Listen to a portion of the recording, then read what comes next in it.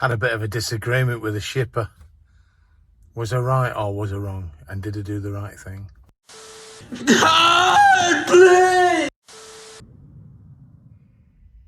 Hello, YouTube. I tried to start that a little bit cooler, you know, like Toby does from Firkin Freight, because he's just raced and got millions of subscribers, so I'm hoping that new cool approach might work. But anyway, it probably won't. But it is Thursday. It's Thursday afternoon. It's 1 p.m. or just after, and I've now finished for the week. But anyway, what happened out of the blue, I get a phone call from a shipper who we all would probably know, mainly. They do operate a lot in the Northwest. And I've never, ever had a problem with them before. But then again, I've never done this type of job before. And they said, oh, look, we see that you're in that area and we've got a job that needs clearing quite urgently. Is there any way you can do this job for us? So I asked them, well, they said it's an easy job, 11 miles. So I said, look, to be honest with you, I don't see a problem, but my minimum is 40 quid, whether it's going 1 mile or 40 miles. My minimum is £40. Or 40 miles, it's probably wrong actually, isn't it? But anyway, so they said, could you do it for 35? I said, no, £40 is my minimum, and it depends exactly on what it is. What is it? What do you want me to do? Oh, it's a quick in and out, easy job. You're going to go to a house and you're going to collect some parcels for a parcel company. Again, I'm not going to say the name. This is an agent for them, and he's got them at his house, and it's just basically throw these parcels on your van, get down to the depot, get rid of them. Easy peasy. So, and to be honest, I didn't fancy it because I don't like any of that parcel caper myself, but the way he'd said it, it's just pull up, get the parcels off them. I said, how many parcels are there? He said, well, it can vary, but, yesterday there was 27. So I set off and I get to the house, and the house, I noticed, it's just a regular house on a housing estate. And there was a van parked on the driveway. It was like a medium wheelbase Vito. So I pressed the doorbell and a guy came out and said, are you here for the parcels? I said, I am, yeah. Right, well, they're all for this company. I'll start bringing them out to you. So he had them in his house. So I said, right, well, they've asked me to count how many there are.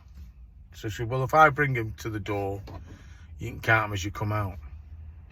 So he started bringing things out, and they were all shapes and sizes. There was Christmas trees, heaters, sealed boxes, everything.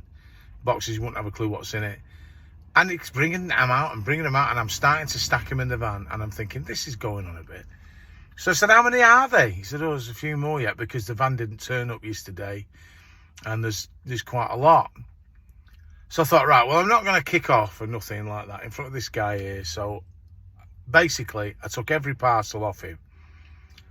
And then he come out, said, there's some bags now. He came out with 8 postal bags. The type, quite high ones. Full of parcels, like Santa Claus bag. And they went in as well, so they had parcels in them. So there was 116 parcels. Of various sizes, some quite large, and 8 postal sacks.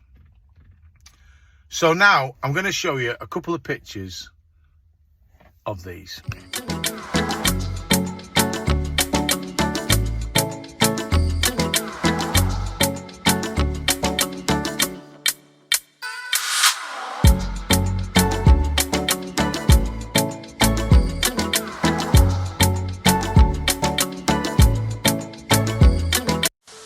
So I'm sure you'll agree, that's a lot of stuff. We're now getting into not just a few quick in, easy out parcels. That is a full handball job that I'd loaded onto my van and was now expected to drive 11 miles and then handball all that off at the other end as well. Now, when you go to these kind of parcel distribution firms, what normally happens is you reverse up onto a bay of some kind, or maybe a conveyor belt, and you physically have to take the things out and put them on the conveyor belt, and then somebody signs off. Plus, probably counts them as well to verify it. But this is all time consuming. So I thought, right, I'll park around the corner and I'm going to ring the shipper. So I rang the shipper. I uploaded a couple of pictures, the ones you've just seen. Rang them and said, look, can you have a look at the pictures I've just sent through to you?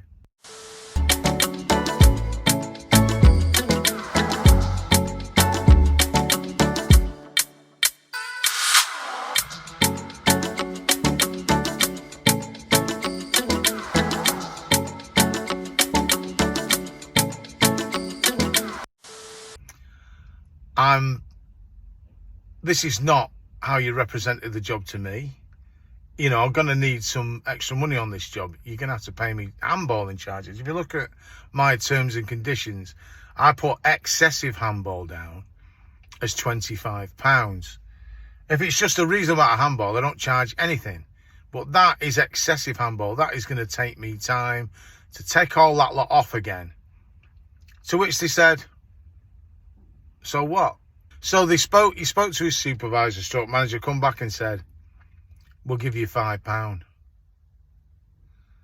To which I said, no, you've seen what my terms are. That's how much I want. At the end of the day, all of this is not just time, it's distance and time. So, to which he said, you've got them on your van now, you might as well just take them. And then I got angry and said, well, in that case, I'm not prepared to do this job. I'll take them back to where I got them from rather than drive there. I'd sooner do that. And he said, well, you go and do that then, but we'll give you negative feedback and we'll probably block you. I said, oh, I wish you hadn't have tested me like that, because they're definitely going back now.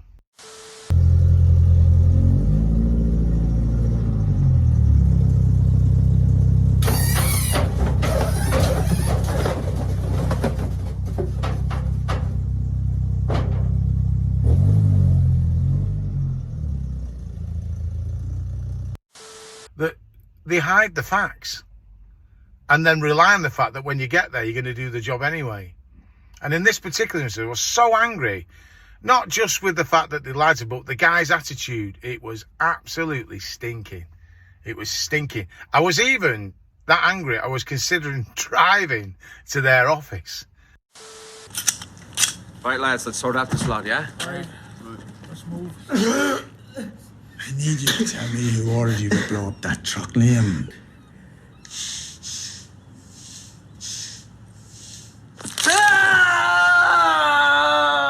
Stop! Please, I did! I'm sorry! So, that's what happened to me.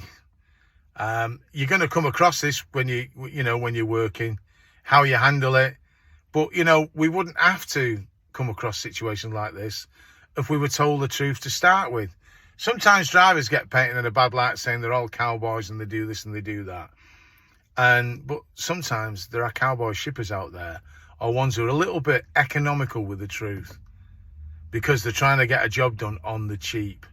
Now, they may have been misinformed by the customer too, but if that was the case, why didn't they simply say, no problem, we'll pay you the extra money and then we'll charge them more because they didn't tell us that? But they were just so hard-faced, as if to say, look, we're a big shipping company, you just do what you're told and you should be grateful you're getting that 40 quid. Well, I wasn't, and I don't need the 40 quid. And in fact, I bit my nose off to spite my face because I spent about 40 minutes on that, wasting my time, didn't I?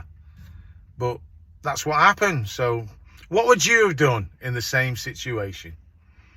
Anyway, on a lighter note, we're now going to go to Show Us Your Van.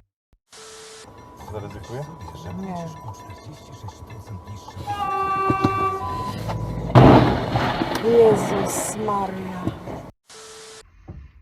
So it's not been a bad 4 days, because obviously I've got the van back. I picked up some ADR work during the week, which has helped boost me. So for 4 days, I've met my minimum target, which I'm quite happy about, with a day to spare. And today was a good day as well, because I had a wait and return job So we've made the money we need and we're off.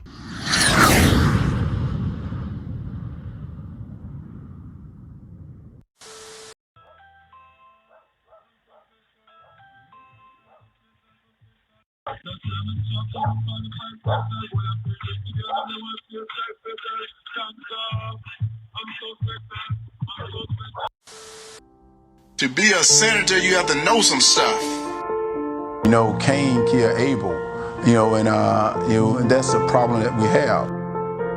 Do you know we're the greatest country in the United States? If that is true, why are there still apes? Think about it. A werewolf can kill a vampire. Did you know that? What about getting a department that can look at young men that's looking at women, that's looking at just social media? How can he keep the almighty oath to the almighty God and he keep it for them? He hadn't kept it for nobody. Resurrection is about the people.